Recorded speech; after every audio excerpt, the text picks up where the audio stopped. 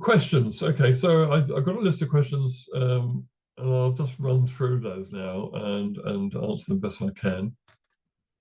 So these are questions about house sparrows. So do sparrows use the nest box all the year round? Yes, they use them for breeding, and then they use them for winter roosting, I think, to keep warm. So they're in constant use. But a lot of sparrows who can't fit in will also need a thicket hedge for them to go and actually roost in. They fluff themselves up like a little ball and they sit next to the wall. So again, it's nice to have something thick, some thick herbage in your garden for them to do that. Do they use the boxes to nest in and lay eggs? Yes, they do that. If they're in ivy, like in Patty's front, they'll make a little nest and they'll lay their eggs there. But they're very vulnerable to attack. So nest boxes are actually quite useful to protecting them. When do the baby birds hatch and fledge? Well, because they have 2 or 3 clutches a year, you'll get a constant sort of flow of baby birds hatching and fledging, and you'll see them around being fed by the parents. So it's good fun. So that seems to be on just about the whole summer. It all ends in August when they pack it in and they go looking for weed seeds, I think. What's the best environment for their surroundings? I think I think the way I can answer that is like a friendly one. So people who feed them, put out, say, like a bird bath, perhaps, put out grit, anything to actually support them. I think that's their best environment. I mean, they're used to living in urban surroundings, so yeah, they're quite happy living with people. But we can support them with giving them a bit of extra food. Does it matter if boxes face north, south, east, and west? I mean, classically, yes, it used to be facing away from the sun, but I think these days they'll take what they can really.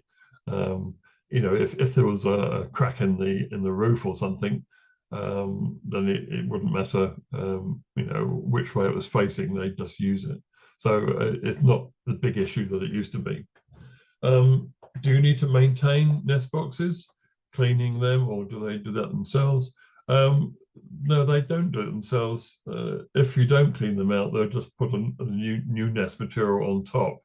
If you can clean them out, it's a good idea because they do get parasites like fungus that eats feathers and ticks that attack them.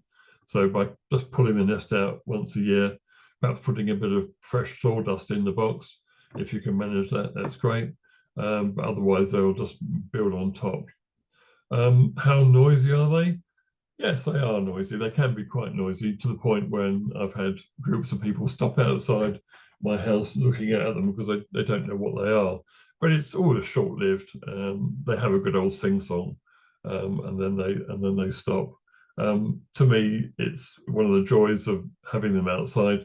In the summer, I get them at dawn, and they make have a little chorus of singing then, and then also they chirp before they go down to sleep for the night.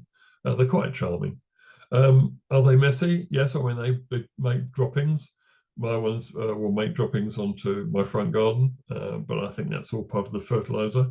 But I do keep an eye on my neighbour's front, and I will brush up any droppings that have fallen there. So yes, they do. Like anything, we all produce mess, don't we? And do they generally tweet at certain times of day? Yeah, I mean, they're quite, as a group, they're always talking to each other. They certainly do like this sort of morning chorus when they wake up, and also when they're going to bed at night. So they're always kind of making little chirps to be part of the group. Quite charming, really. Question about swifts. What's the best location for the boxes? As I said, they need to be fairly high up. They need to face north. They're a bit more specialist. I think because of the time that the young spend in the box, they definitely need to face north, and so they're not in the sun. Otherwise, the young will overheat.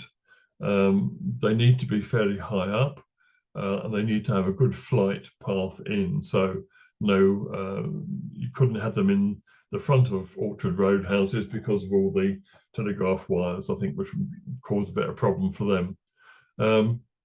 I mean, they don't perch, but I think you don't want to make flight hazards. But they need to be at least 4 meters off the ground. So yeah, that's the thing. But you know, classically they go back to where they were born, on the near area. So actually getting them to go to a new box would be quite lucky, really. Okay, that's the end of the session. If you have any questions, any further questions, don't hesitate and get in contact with me via Nicola, and I'm happy to talk to anybody about sparrows, because I think they're absolutely wonderful. Okay, thanks very much.